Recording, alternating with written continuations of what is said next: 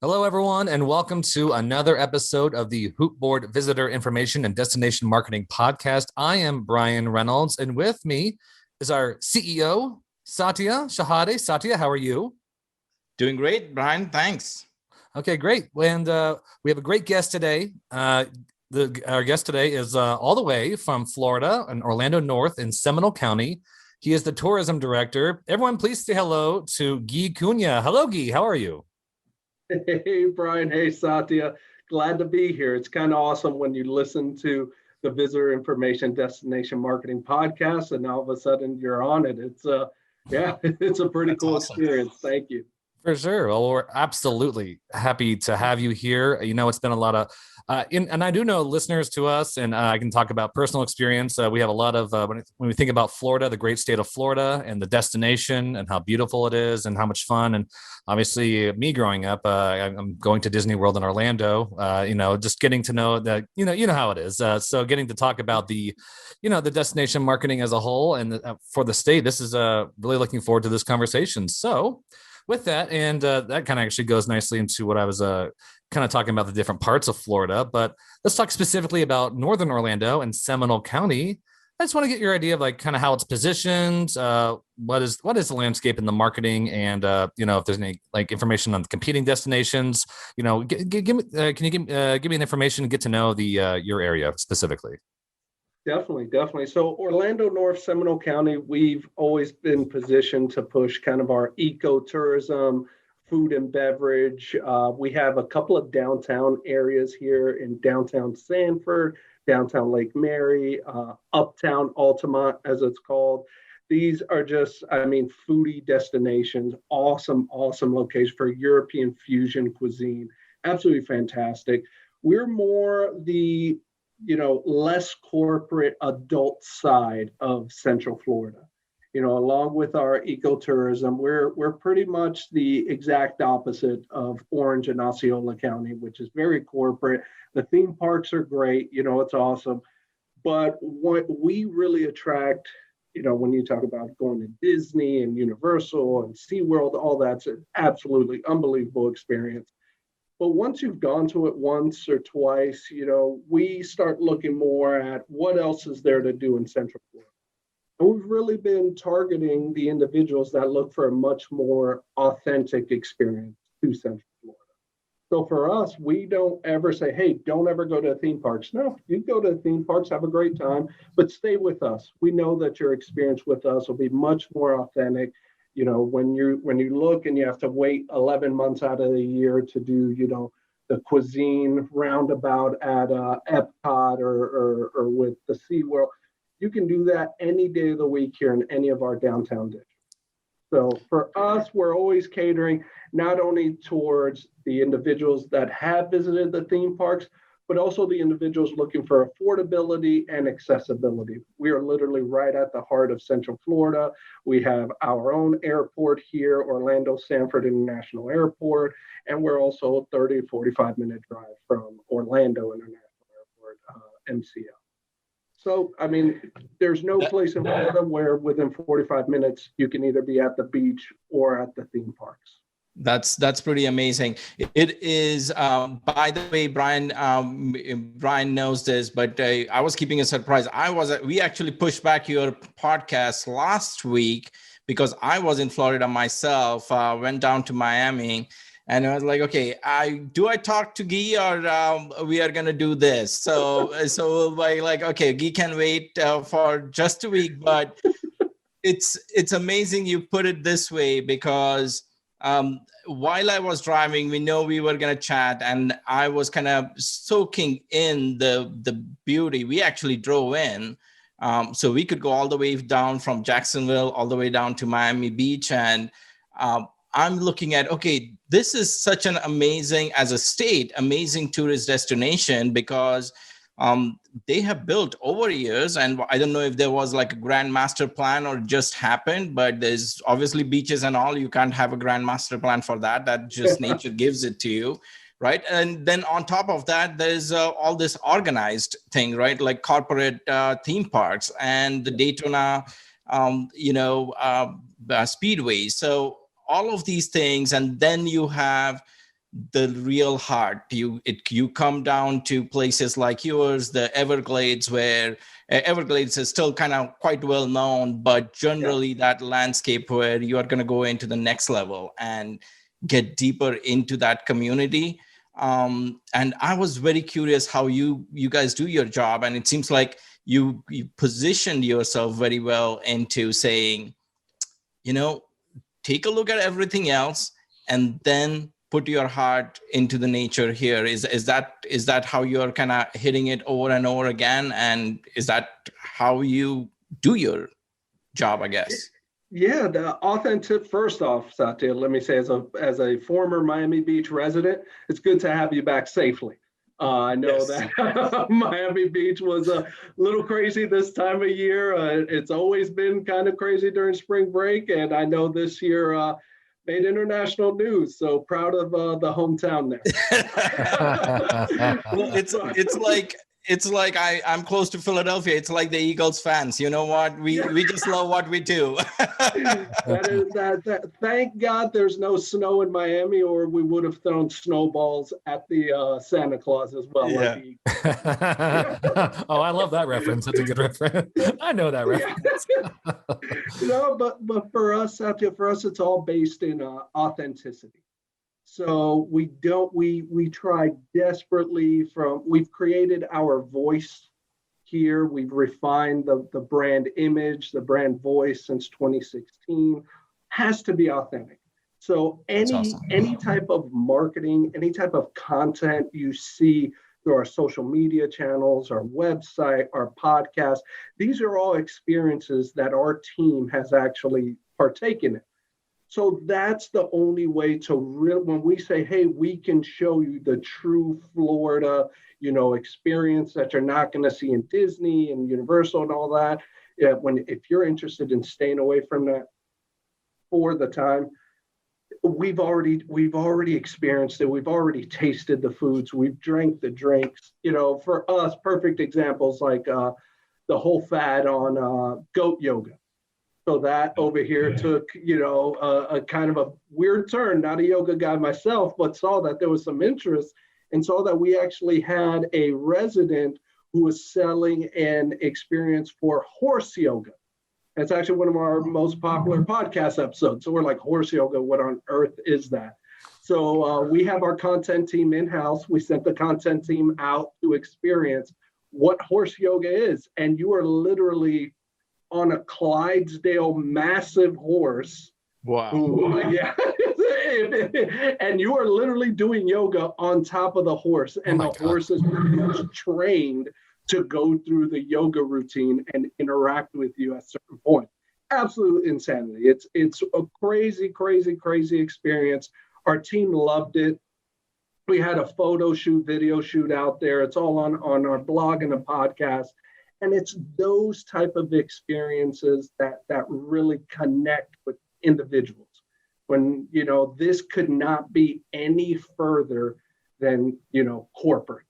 You are literally out in nature, in real Florida, and you're there, going through a yoga session on a horse. So those experiences are they make up our entire county's, amenities. So when you're going for an airboat ride and to, interacting with alligators, and you're with individuals that live in that area that interact with alligators 24/7. So it's not an accurate approach. That is so amazing. There's so many questions I have right off that, but I know we jumped right in. So I'm going to step back, because the first question that comes to my mind, and I know this is on Brian's mind probably as well, is how did you personally, get into all this? Like, tell us a little bit about yourselves. I know we jumped right in because we were excited. Let's step back a little bit, talk about you for a minute, and then I'm going to go back to the horse yoga. You bet I will. Yeah. Yeah, no, it was just, we could say, the world works in mysterious ways. There was just sheer happenstance. From Miami, I thought I was going to grow up and retire in Miami my whole life. I got my undergrad in hospitality and tourism from Florida International University, got my master's in sports administration, from St. Thomas University down in Miami. And I was always just saying, like, hey, I'm going to find a way to stay in the tourism or sports industry here. And then out of the blue, my brother played for University of Central Florida up here. He got a full scholarship, played football over here. And he just reached out and said, look, Seminole County is looking for someone with tourism and sports as, their experience. And I was the current assistant director of events at FIU at the time for athletics. We did Miss Universe. We did HBO's Ballers.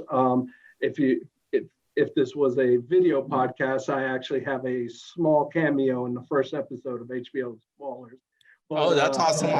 That's actually on my list. That's actually on my list to watch. Somebody told me, and it's on HBO, so maybe I'll watch out for you. It was just crazy, Sati. I've worked at different resorts, hotels, restaurants my whole life. Tourism in Miami it's a way of life. And when I looked and I saw there was a huge investment, $30 million in youth sports facilities here in Seminole County. Took a trip up here, absolutely loved the community, loved the direction, loved the investment. The team here is just absolutely fantastic. And it was one of those that was like, hey, you think you only feel at home in one place, but I've always been a huge proponent of get outside your comfort zone. That's how you're really going to develop. That's how you're really going to push the envelope. And my wife and I said, hey, let's take this gamble. Let's take this gamble, this new county. And I can tell you, we've never been happier. This is an unbelievable experience. We have a theme here in our office that if we're not having fun, we're not doing our job. So that's really, really been the theme. Of course, we have hard days, but here I can tell you our office, you're always going to hear laughter. You're always going to hear a good time. And it's led to, unprecedented success in Seminole. We've had the highest demand numbers. We lead our current Orlando destination marketing area, DMA, in recovery. Our bed tax has continued to increase, which is going to lead to more capital investment here. So it's just, this kind of mindset that we have here, because we don't have really goals in our office. We really try to establish a mindset to move forward. And this type of mindset has really paid dividends for us. So I can tell you that started off in Miami, never pictured being here, but it was really a perfect match. I couldn't be happier. And how far back was that? You moved here 2016. 2016. Oh, okay. Yeah. Okay. Yes. You can call yourself now from Central Florida in a couple of years. Yeah. Yeah. Some of our locals here always remind me, you're a Miami guy, but no, I do feel more at home here. Yeah. I'm gonna tweet. That's awesome. I'm gonna tweet at HBO and ask to give Guy a spinoff series for HBO Go. Or he was the star of Ballers at first episode. Where's the spinoff series? I at least need my own IMDb. I'm telling you. I'm like, hold on. Let's get him an IMDb profile. Start him there. Absolutely. Yeah, you have more exposure than I do for sure. Yeah, I think that does qualify for IMDb. To be honest with you, I might have to check into that. Get on that. But it's like we were previously talking about it. It's when you're in Miami, you're exposed to just so much. It really is tourism down there. It's a way of life. So when you're not only organizing HBO's production and helping them, fit their schedule into your facility with all, football team needs to practice, soccer team needs to practice, or you're fitting this. And all of a sudden, casting director says, hey, we need a couple of big guys to shoot some football scenes. And you're like, all right, let's do it. You got the events director doing it for you. That's awesome. Yeah. No, this is amazing. And I think it also talks about coming in from a bigger destination, though you are more focused into the university space. And we'll talk about that too, because that's a curious market that we think of, how universities and their attraction power in terms of tourism. So I would love to kind of hit on that point a little bit later, though it was not something that I imagined I'd asking you till now. But going back to that horse yoga and all the unique things, it's amazing what destinations can do. And for all the destinations who might be hearing this, how many amazing things they might be missing out of their own destination if they are not watching closely, right? Things like horse yoga, things like unique food opportunities, things like just a walking trail experience. That is something that they might have missed if they don't themselves experience. And you talked about making your team kind of experience all of that. Delve into a little bit more about why it's important for your team to experience, and yourself in some cases to experience some of these things, so that you could tell the story about it as well. It all goes back to the authenticity of your voice. It ties a little bit to your integrity here, because perfect example is, how can we start pushing content through social media about how awesome and great an experience is? We never experienced it ourselves. We take our voice, our messaging very seriously, tie that in with our KPIs, our indicators and research that we constantly are reading about. And it really comes down to, it's vinegar coming out of my mouth saying that it's close to a Disney concept, but did a conference over at Disney, and their HR director, they were like, hey, people always ask us, how are we so successful with talent acquisition? And they're like, well, when we hire a housekeeper, we hire someone that on their off time, when they're at home, they're keeping their house clean. They generally enjoy keeping their house clean. And that's what we look for here. Our team here, there is no 9 to 5. There is, and that's the thing that's impressive is, we'll be at home 8, 9, 10 o'clock at night. Now get a text from our manager or coordinator. Hey, look how awesome this idea is. Let's do this. Hey, I'm interested in doing that. So our team's filled with individuals that love tourism, and that's the big thing. Was in 2016, it was changing this mindset that CVB and DMOs for us in Seminole County, we are not successful in the office, 40 hours a week. That isn't correct. Correct. Correct. So it was literally saying, all right, got the majority of time are spent out of the office. I'll take care of the backside. I'll take care of the KPIs. I'll make sure all the grunt work is taken care of, because I am not the voice of our industry, of our destination. So that's what's really been key. Our team is rarely in the office. We're always around, either interacting with visitors or interacting with partners and helping push that story. And that's what we've seen. Our social media growth has from 1 month to another, we went from 2,000 followers on Instagram up to 16,000 once we brought social media in-house. PR frequency increased. Every metric from 2016 on, we've hit, per our website sessions, lowest bounce rate, engagements, all that stuff just works. And it comes back to the fact that the person speaking to you can literally tell you their personal experience, what they thought of the cuisine, what they thought of the attraction. So that's where the basis of all our success is. And it was a genesis in 2016 when we sat down that said, hey, we're not doing the corporate angle. Disney can beat us every single day. Universal can beat us every single day in corporate marketing. That's not us. No. We're going to be us. It is crazy that some of these organizations spend, but I guess the opportunity for you being so close but yet in shadow is, wait a minute, they're bringing the visitors nearby anyways.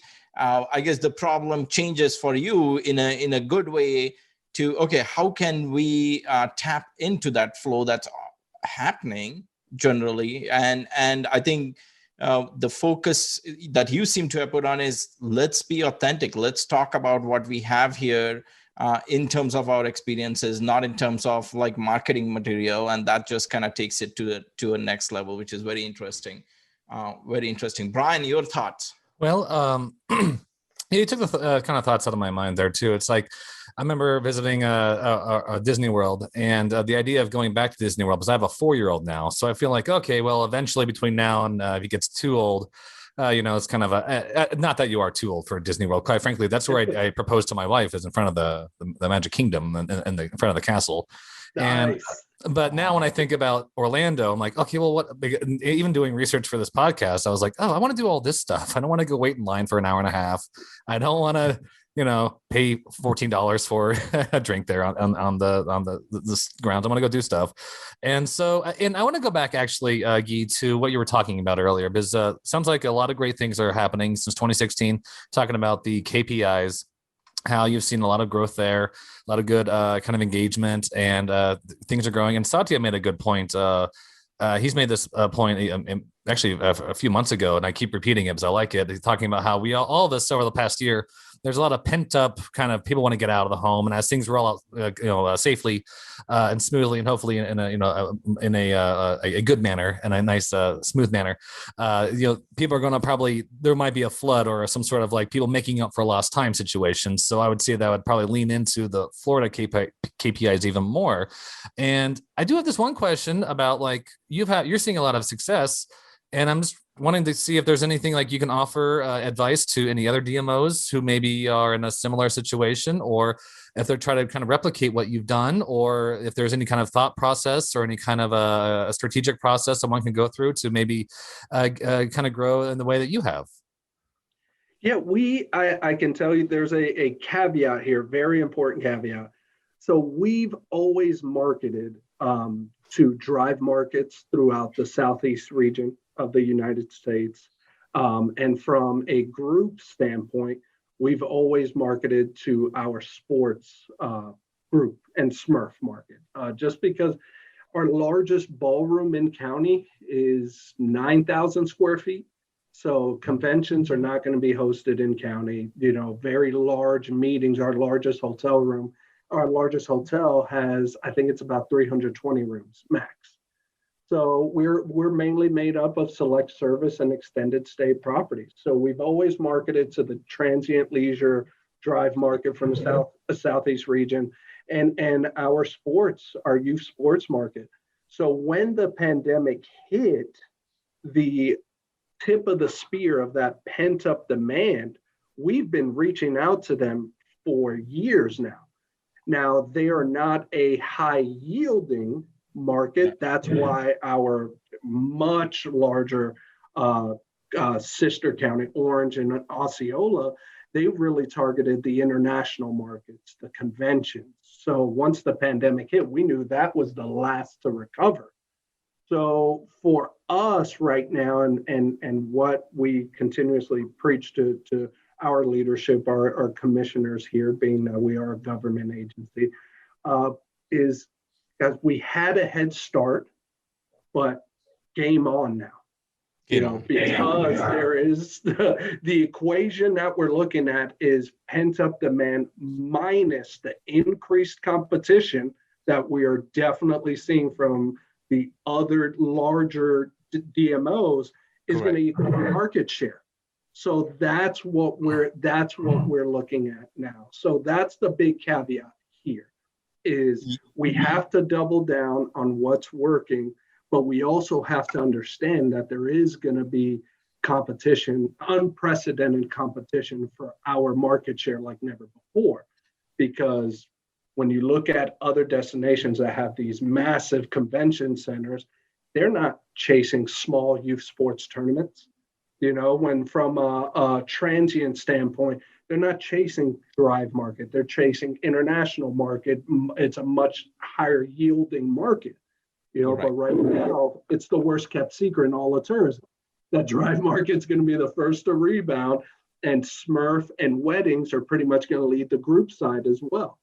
So for us, it's doubling down on what's working and increasing the frequency of our content production that you see, our messaging, continuously always having a piece of content to revert back to, making sure it's multimedia.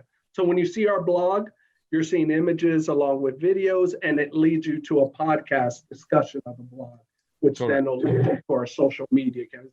So it's creating this constant content environment that we're doing. So just to convert and more engagement. That's what we're looking. But again, that is also stretching our team because, you know, we have to get constantly new photography. We have to get constantly new video. We have to edit. So it's really a race at this point. But at the end of the day, it will depend. Our market share will depend not just on that pent up demand, but on what that competition really looks like. And I that also begs me into thinking, this is amazing. And I'm glad you kind of openly brought up the competition that is there, because it's going to be there. It's not going away, and yeah, you might get a couple months of head start thanks to the pandemic, which we all hope never happened. But this is a problem that you have all the time, right? Not just during the pandemic or not. You just have these massive destinations right next to you. You guys have your uniqueness. It's definitely one thing to position yourselves as the anti-corporate, which is obviously a great marketing strategy there, and positioning. When the rubber meets the road, when somebody is driving in Orlando, or they visit a resort in Orlando, or somebody happens to be going to Tampa or somewhere else, how do you, apart from the ads and the Google tracking that everyone can imagine, how do you get into their heads for that specific trip, right? What are the ways that you target? And again, what I'm trying to get out of here is get you to talk about some of these tactics that again, somebody, some new destination marketing manager somewhere else in the world has something to learn from, right? You have done this for years now. Help them learn how you actually target at a very, at the ground level, right? How do you make it happen? So for us, one of the things that we saw has been effective, we've seen that's been effective. When we're tracking through Skift research and seeing that at the forefront of the pandemic, the only market that was slightly increasing was that friends and family travel. And we saw that, of course, there's a stronger connection when you're going to see someone you're familiar with. So for us, we said, well, let's introduce visitors to our partners. Let them see our personality and know more than just the services and amenities provided in that business. So we connected, we put a face to a lot of the businesses in these downtown districts. So when you come into Seminole County, we have one of I would say the best German fusion restaurant in all of Florida, to be honest. The Willow Tree Cafe is absolutely amazing. It's a restaurant attraction. You get a show, great food. There's a rooftop bar. There's a kind of a lodge there, very old school, just awesome experience. But when you look, all you're seeing is the menu, all you're seeing is the experience. But what we did is we introduced the third generation owner, Christina Hollerbach, of her family's business. So when you get to the Willow Tree, you know Christina. You've listened to Christina. You know what from a very authentic standpoint, what her likes are, what her dislikes, what was the concept behind this bar, this expansion. So we created more of a connection between the visitor and the destination down to the level of the district that they're going to visit, the attraction, it's more than the menu, it's more than the service. We are connecting people at this point. And that's kind of the deep dive that we did with the pandemic. And we are seeing a lot of engagement from that standpoint. So when we talk about horse yoga, individuals that have listened to our podcasts or read our blogs will say, that's Caitlin. I know Caitlin. I know she graduated from UCF. And you see the video, I know what Caitlin looks like. I already know more about her than she does about me. So we're not starting at 0-0. This isn't a cold call that's happening. You already know something about me, and that's how we look at, even from our destination standpoint during our podcast. You'll hear about my wife. You'll hear about my child. You'll hear about, the upbringing. We're creating a connection. We're reaching through the mic, through the camera, and saying, hey, we're here. We're pretty cool people, and we'd love to have you come visit us. Oh, go ahead. Go ahead, Brian. Brian. Well, I was going to switch gears a little bit. So, Satya, if you wanted to follow up with something real quick, but yes, I do want to follow up here, because this is extremely. This is in fact, you kind of almost validated a little bit of what we are doing here, Guy, because we always think our job is to also connect people to experiences, people to these businesses. And we are partnering with destination marketing organizations to basically bring that out, right? But people forget, and a lot of destinations forget, that they are getting the tax money, but ultimately the rubber meets the road, thing, or the activity is when a visitor comes in and they are going to have that awesome experience, and they are going to feel connected, and they're going to take those memories back with them. It's not about just putting your ad dollars and bringing people in and then forgetting about what happens in the end. It's that starting point is people like you mentioned Caitlin. I don't want to butcher the name again, but you mentioned her. That is the starting point, that business owner, that attraction, that particular activity, and then the full loop comes back to that visitor enjoying that experience in the end. And we are all people helping right in the middle, especially tourism organizations like yours. And I think a lot of times I feel like people might forget that. People, either you're a marketing manager or a person coming in, you're forgetting that ultimately you're connecting people. That's our jobs. And we are the glue that makes things happen. Right. And it seems like the way you're putting it, I almost want to work for you, because it would be interesting to kind of learn what more ideas you have there. So game on. I don't think we are done with this podcast yet, 35 minutes or so in. So let's go, Brian.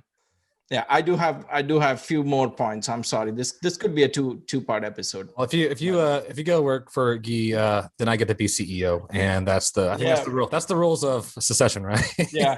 Maybe we'll start with the internship. Come on down. We'd love to have you, Satya. Yeah.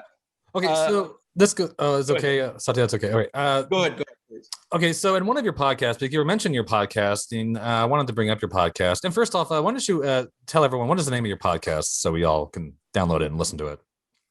Yeah, it's an acronym, ONSC podcast, acronym for Orlando North Seminole County. We're on Spotify, Apple, Spreaker, iHeart, anywhere you get podcasts. And it's a great podcast. I've listened to many episodes, and I was looking for just to kind of get to know you a little bit more. And I highly recommend it. After you finish this podcast, please go listen to their podcast and download episodes. But in one of your podcasts, I thought this was interesting. You mentioned that tourism runs through the education system there in Florida. And so why don't you maybe expand a little bit on that and kind of the efforts involved with that, developing leaders in the space there, and how you combine and engage the university and educational system to help the destination. Definitely. And it's education for us not only is paramount, it's the foundation of the entire, of the entire tourism industry spectrum here. Coming from growing up, graduate of Academy of Hospitality and Tourism from Miami Beach Senior High, then going into Florida International University, the Chaplain Hospitality program there. It's crazy because it pushes your knowledge and experience on events, reading occupancy reports and ADR. You are light years ahead of anyone that starts at the university level. So what we saw in high school, and especially since for a lot of the students there, working was not just an opportunity, but a necessity for for your family at that point. So for us, what we looked at was, okay, how can we continue that concept here in Central Florida? So Central Florida has a regional board, the Central Florida Academy of Hospitality and Tourism Board. But we want to say, okay, how can we increase and have more of a footprint in Seminole County? Excuse me. So we engaged the school board at Seminole County and said, hey, tourism's growing. We're breaking these records. We got all these numbers up, but there's no there's no base to build off of. What we have to do is establish a program. We can't always rely on talent acquisition and recruiting from different parts of the state or from individuals that have zero experience. The baseline can't be zero. So we engaged with them and partnered with them to create the first ever virtual Academy of Hospitality and Tourism under Seminole County Virtual School. So this was huge for us. It's innovation, and we created our own board there with Seminole County Virtual Schools, participate in that board, as well as the Central Florida board. And at a time, especially now in the entire state of Florida, talent acquisition and hiring is at the forefront of everyone's, mindset. Because during the recovery, the entire tourism industry realized, okay, this pent-up demand right now is coming faster than we're being able to hire. Yep. So the issue here is we have to continuously establish a program because we aren't always going to be able to outbid other larger counties for talent. We have to become the breeding ground for talent. You have to develop here and then, go out into the world once you cut your teeth in Seminole County. So through the virtual school, we've also now established a hospitality program at Seminole State College. So from where there was none, now we finally have a foundation. That's awesome. For the talent, for homegrown talent. And the goal isn't to keep the talent in Seminole County. Anyone that has anything to do with tourism knows you have to experience the world. You have to expose yourself. So it's here saying, hey, once you've reached that level, we are going to have someone else behind you. It's next man up, next person up concept. That's why it's a program opposed to, hey, let's see if we can just incentivize and have our labor costs continue to increase this year. Then all of a sudden we got to reduce. And now all of a sudden the variability in talent that's coming into Seminole County, that's just as important as everyone else, if not more important to that guest experience. We need to make sure we maintain a certain standard here and not just have it fluctuate, because at the end of the day, I'm not visiting a destination that doesn't welcome me properly. Amazing. This is so interesting. On this podcast, in my private conversations, we always talk about managing a destination, but I'm surprised how less often this particular topic comes in. Is talent management is also part of managing your destination. You can't just be talking about putting a few $1 million here and building this attraction if you do not have people who are trained well enough to add to that guest experience, right? The buildings will, the wow effect dries out pretty quickly if you are not experiencing the humans around it. We ourselves have to be very careful about building our products and other experiences, because yes, we cannot ever replace that somebody shaking our hands, somebody smiling and being able to get that information to people, again, ideally and hopefully based off of their own experiences, right? Nothing like it. I think there's a huge lesson here, which I want to kind of let you kind of put it in ways, again, thinking of destinations around the world, whoever this podcast might reach over the next couple of years. It seems like there's a huge amount of missed opportunity in working with local universities, whether it's for talent creation or simply just getting people to I personally went to Philadelphia, Drexel University in Philadelphia, and I do not recall anybody in Philadelphia trying to actively promote to that university population and saying, hey, why don't you? And of course, Philadelphia has a lot to see, but how can we get connected within our university, within the city, both as a tourist, as a student, and potentially as a career person into that industry, right? How much do you think is this missed opportunity? What can destinations do to kind of replicate what you have been doing there? And should they or should they not? Yeah, I personally, again, coming from a high school program, I personally don't think the university is the first step to engage. I think you have to establish a feeder into the university. Mm-hmm. And that's where the university begins to engage. Because at the university level, it's a dollars and cents game. They want to know about enrollment. If I start this program, what's enrollment going to look like? When you're able to turn around and say, hey, you have a base of 2,000 students that are graduating from a hospitality program, yet you don't have a hospitality program for them to feed into. Now it looks like a missed opportunity from the university level. That's why it kind of mitigates risk from their standpoint. So that's why we started because down south, when we were growing up through the Academy of Hospitality and Tourism in Miami Beach, there were still 6 or 7 other Academy of Hospitality and Tourism in other high schools within Miami-Dade County. So we competed, we discussed, it was always a drive to the top, and it also depended on your region.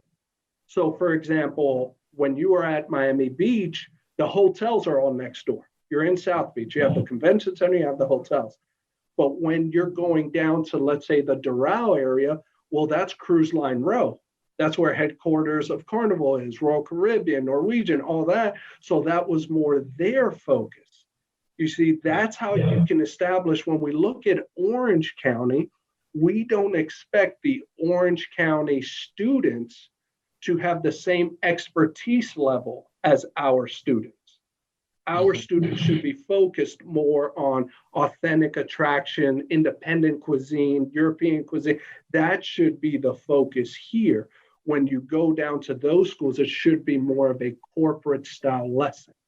So then from there, now all of a sudden, you are not just getting talent, but you're getting specialized talent that not only have a foundation in tourism, but also have certain special techniques that can fit your needs. So that's why for us, high school is always, you have to develop a program. Me being a sports guy, we know that whenever there's a huge variation or fluctuation in your team, there's something wrong with the organization. You can't have the parity between, this year we were championship contenders, the following year, we didn't win a game. That's the number one concern. You have to have a certain standard that you establish, but the foundation has to meet the needs of that standard. And that's why our foundation starts at the high school level.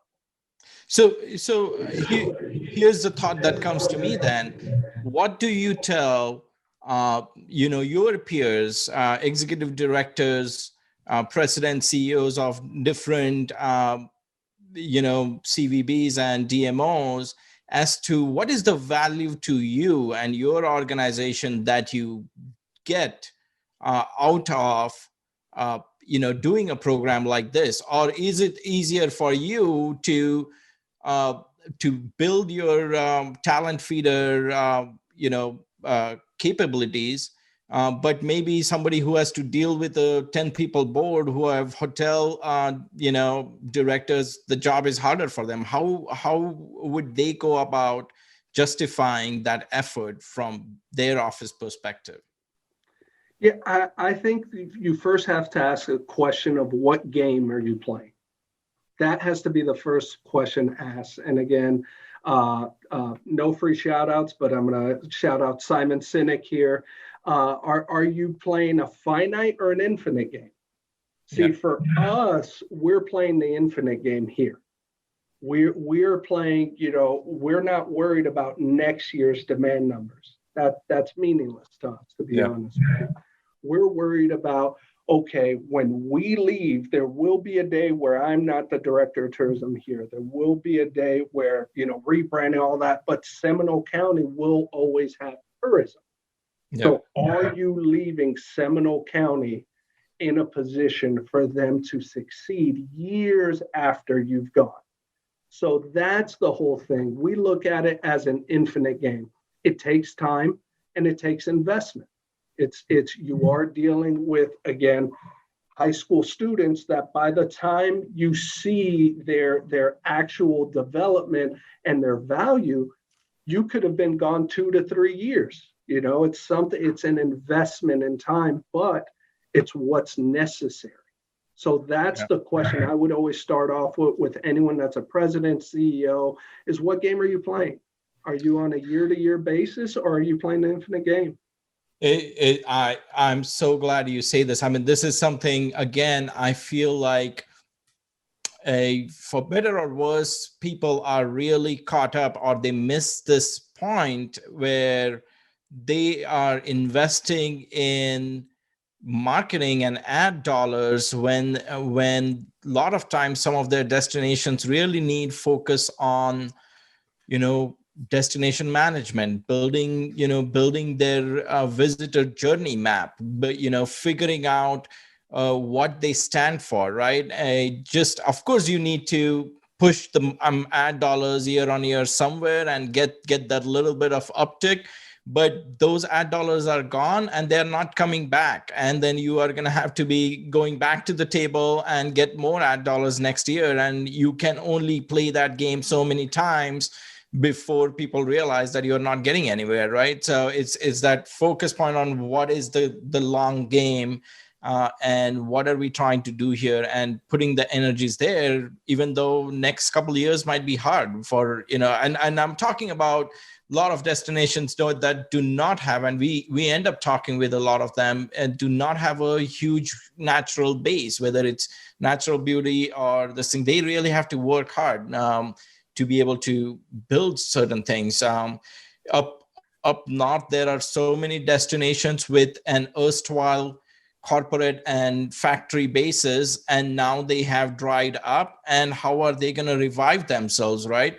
They need to go in and really invest time into their own destinations, building their pipeline, both in terms of talent as well as future capabilities or products that they have to offer, and then that's when it's automatically going to happen. So I'm glad you bring that up. I don't know, Brian, if you have any other thoughts, but this is something that it's definitely a clip. We should send this. I made a time code. I made a note in the time code. I love when you said the concept of infinity mindset, or infinity. Like, you're right. You know what? We are. When you think past our time, and this is our time to do that, but we can with it for the next people who take move on, but take the football and run down the field. But yeah, I do like the concept of that. Like things go on long after a plot of land, I should say, land, a county property, I should say. But yeah, it's a great way to think about it. I'm really glad you brought that up like that. And With that, I hope you don't mind a few more questions here. And you've mentioned this throughout the whole podcast here. And I'm going to maybe just have one very specific question to it, kind of maybe I'll encapsulate everything, because you've mentioned the sports complexes and you've mentioned, all the other initiatives that, or you've alluded to them by kind of like a name dropping, but I kind of want to dig into that a little bit more here. So just kind of want to talk about if you can maybe expand on the strategic DMO initiatives that you were a part of for Orlando North. And kind of, if you want to go ahead and get into what the process was, if you want to use sports complexes, I know that was a big one. You keep refer to that one quite a bit, so that'd be a good one as well. And kind of go through the results of those.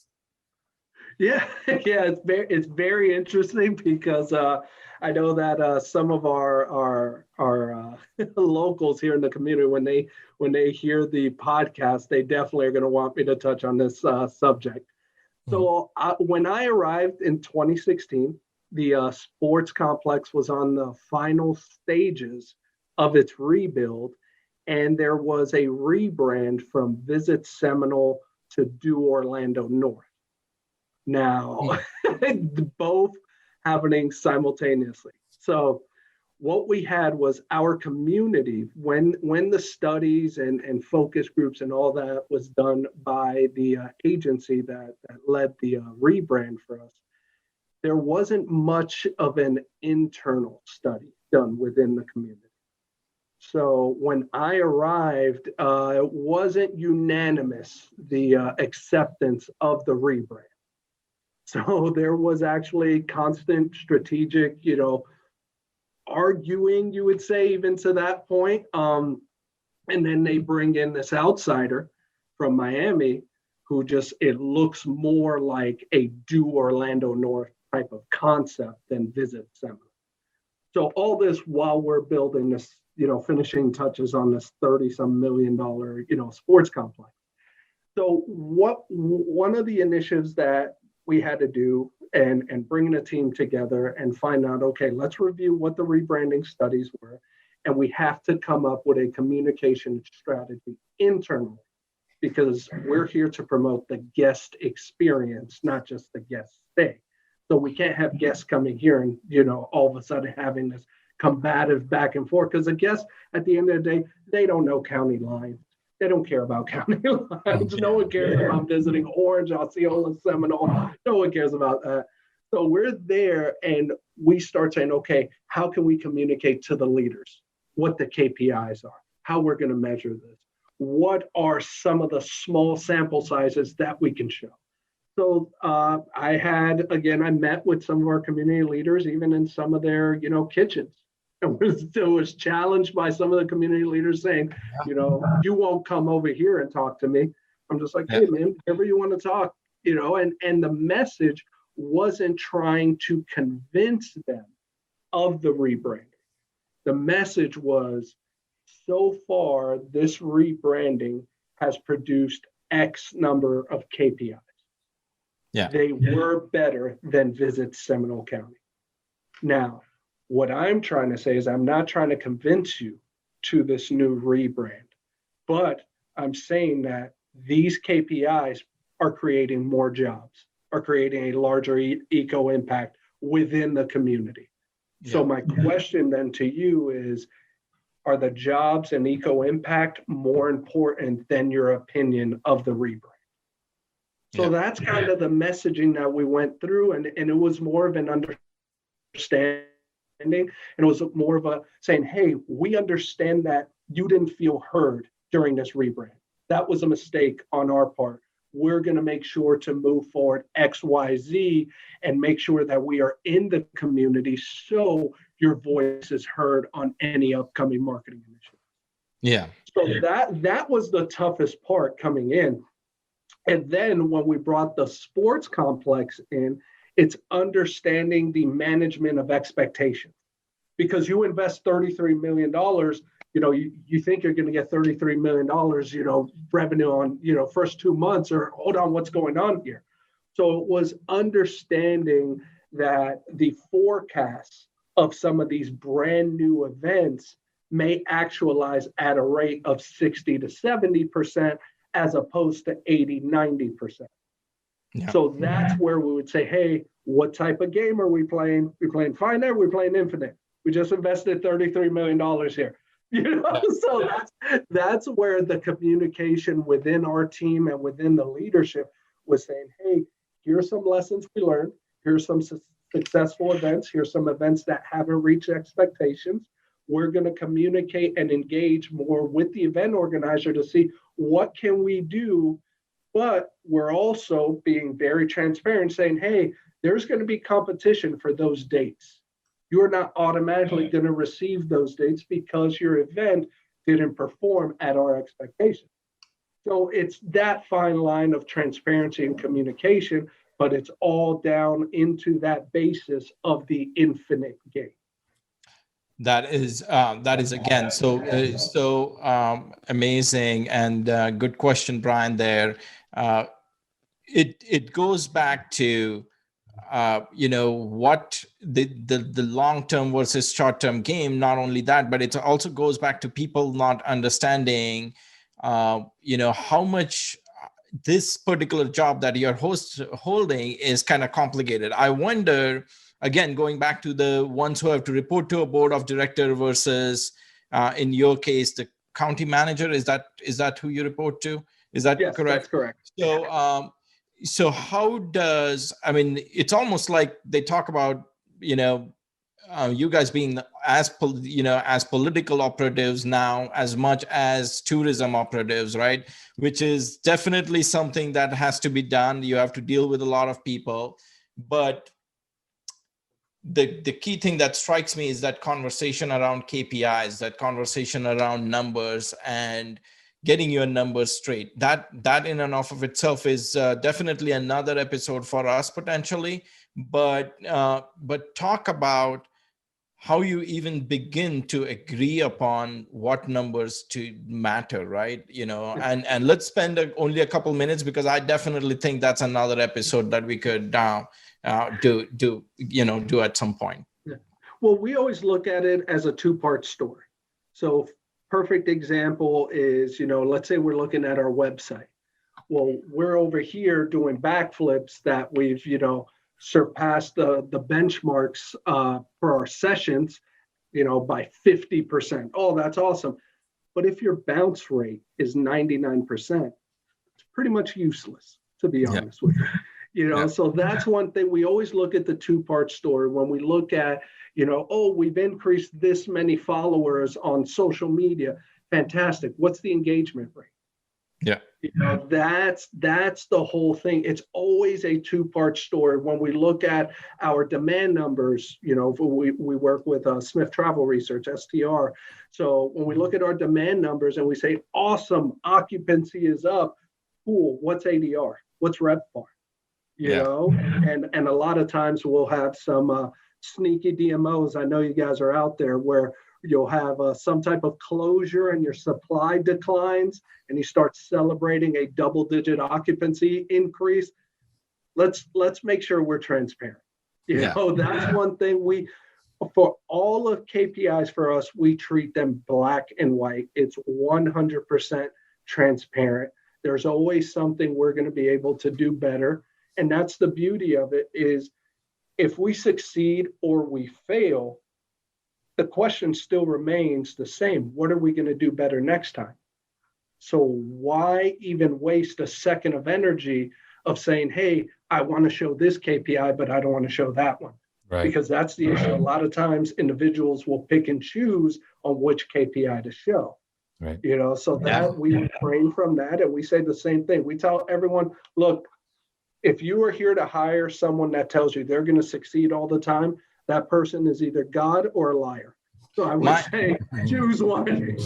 My favorite one is when in annual reports you see, we are putting more percentage of our budget into advertising. That's just telling one of the story. Yes, you put more percentage of the budget in your ad story, but how much actual traction did that bring you?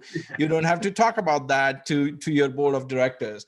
And I'm like, okay, you are actually investing more and more part of your budget in this thing. You're squeezing everything else. But in reality, the next county is doing the same thing. The county next over is doing the same thing. And you are basically all fighting and grounding each other to, an unsustainable position. I was going to use the word death, but let's not do that. There's a lot of that going around right now. But, unsustainable is good enough. But that's a favorite one to put, just a metric around how many dollars you're spending, but not talking about what actual traction metrics that those dollars led to, right? It's a good one. Right. And that's the thing I want to make sure. We have fun, and it's a great time here in the CVB, but we are very budget conscious at the end of the day. It's not just, hey, a free-for-all party that's going on. When we saw the pandemic struck, for us, our occupancy numbers plummeted around March 15, 16, just took an absolute nosedive. And February 2020 was our greatest demand month, greatest tax collected month of all time. So we didn't fall from the roof of the house. We fell from the top of the building. That's what our messaging has been. And one thing that we did internally, and this is why we really don't have much of a turnover rate here. Outside of a promotion from 2016 from our tourism coordinator at the time, that's been the only turnover since 2016. So it's been, for hospitality and tourism, it's been kind of crazy to maintain that, because first thing we did when the pandemic hit was we regrouped, looked at the budget, said, hey, we're not touching personnel.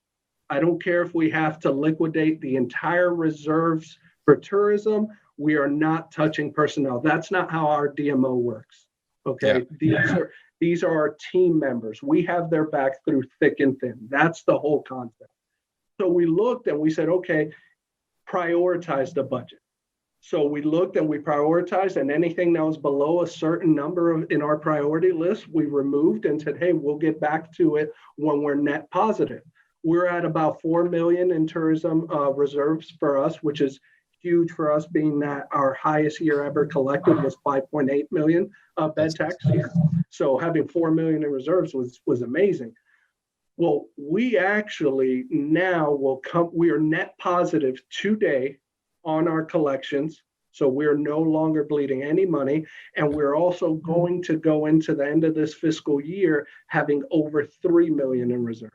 That's awesome. So when we look at that and we prioritize, we've gone through the worst of the pandemic. If the pandemic even went back 2 or 3 months ago, we would still be net positive. And it's all because of prioritizing. And not only did we not lose a single team member, but we actually hired someone new into our team. So that's kind of the concept behind it is make sure you understand that we know other DMOs that their first move was, hey, personnel, let's slash it by 30%. Yeah. It's not how we work here. It goes back to that long game thing that you spoke about, right? You want to invest in your own people. You want to make sure, you get them in a place where they're going to be comfortable, and it's the side you reap what you sow from that particular thing. So I'm glad you said that, and I'm glad to hear firstly that you guys are already back up to a little bit more than your normal, which is amazing. And again, that in my mind has to do, we could do, it would be interesting to, and I'm sure you're looking at it, is all the investments done prior to the pandemic in terms of building a long-term vision. They definitely pay back in times like this. If you were just relying on marketing dollars, they would have not kind of paid off as much. And without knowing your numbers, without knowing your history, I could bet on that and I'd probably be right. So so I'd like to definitely just leave that there and someday be proven wrong. But I'm pretty sure I won't be on that. Yeah.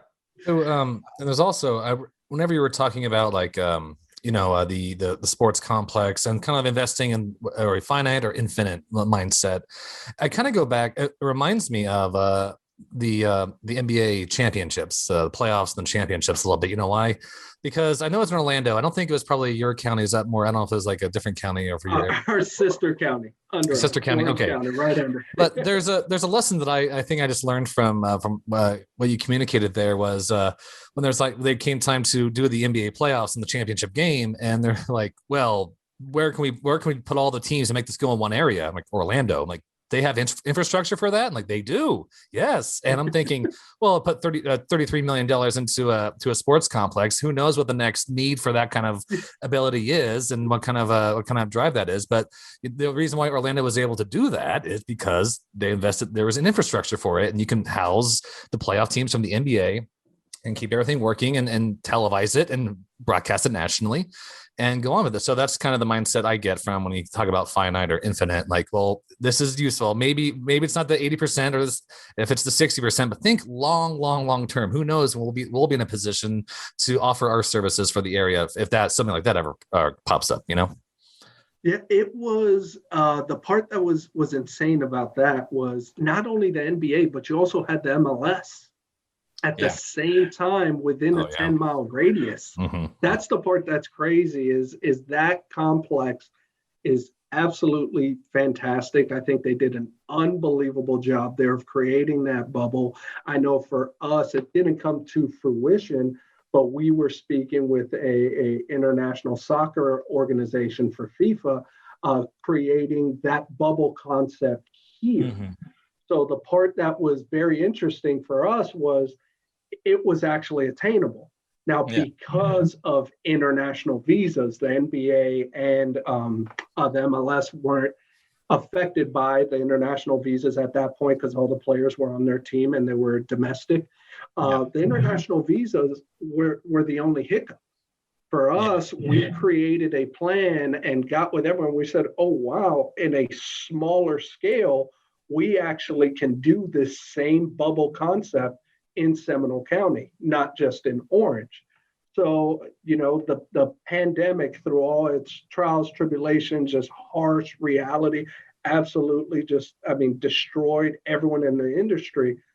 But what it did for us was it pushed our boundaries. It pushed us to ideas that I don't know if we would have even thought of that concept if we didn't have this pandemic. That's amazing. Great. That's amazing. And that does bring me to the last question too, I think, as I think this goes right into it. So if you did have a magic button and when you pressed it, it would, something would change and that thing would make your life way easier, fulfill the needs as needed there. What would the thing be that changes to make your life as director easier? Well, for me personally, I would love to have an indoor complex, multi-purpose indoor complex here in Seminole County. From a strictly ego standpoint, I do have an issue with our Seminole virtual students graduating in Orange County. Really want to keep them here, but also with the fact that, again, when you bring in outdoor complexes, it's fantastic and you do have hotel development, but the majority of hotel developers are looking for that select service extended stay type, quick red to black investment property.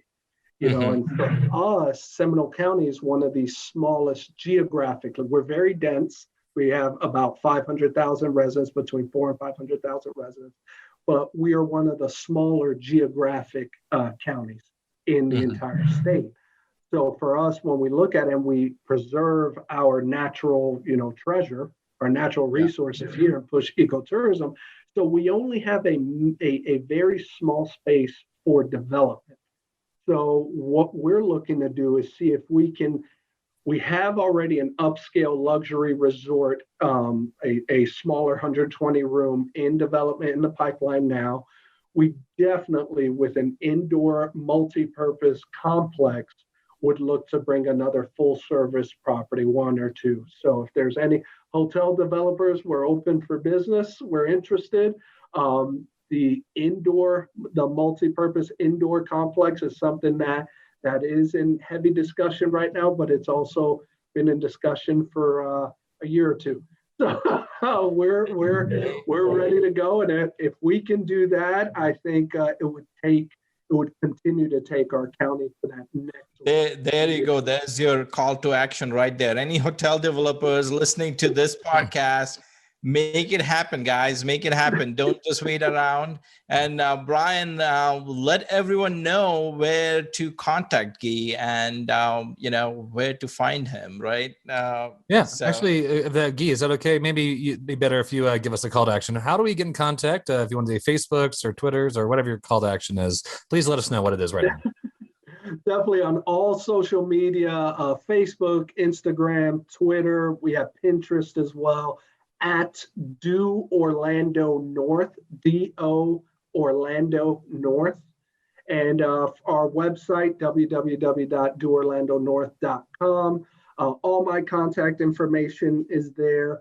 You can reach out, call me, email me, call the team. We're here for you. We send out our visitor's guide. If there's any type of swag, hats, book bags, any of our other tchotchkes you'd like, just send me an email. We send that out. Anytime you want to get in contact with us, this is not the email to our admin. This is not, I'll tell you right now, my cell phone is connected directly to the office number. So when you call the office number, you're actually talking to myself. So if there's a baby crying in the background, that's just me. Yeah. But thank you, Satya. Thank you, Brian. You guys are absolutely awesome. This is a great podcast. The visitor information, destination marketing. Hoop board. You guys, absolutely amazing. Keep doing what you're doing. I couldn't be more happy to discuss. And whenever you want to bring me back, hey, I'm game. I already have, and thanks for that plug, but I'm already thinking of 3 or 4 episodes we can break off of, like the conversations we had, and KPIs is definite one in my mind. I think there's so many people struggling with, figuring out what their KPIs are, what their KPIs mean to themselves. And I'm sure we'll have fun doing that one, especially that being KPI topics, right? It's one of the most boring topics that you could get, but the most important that you can think of. So I'm sure we could make it fun. But thanks a lot. This has been a blast, and I am glad we went just about 45 minutes over. That's our original time, which is perfect the way we love it, right? Brian, back to you. Yeah. So Guy Cunha, Tourism Director, Orlando North and Seminole County, Florida. He's a wealth of knowledge. Thank you so much for joining us today. It was a lot of fun. And Satya's right. I think we're going to be picking up more conversations in the future. Thank you for sharing your knowledge with us. And as always, thanks for listening and thanks for joining us.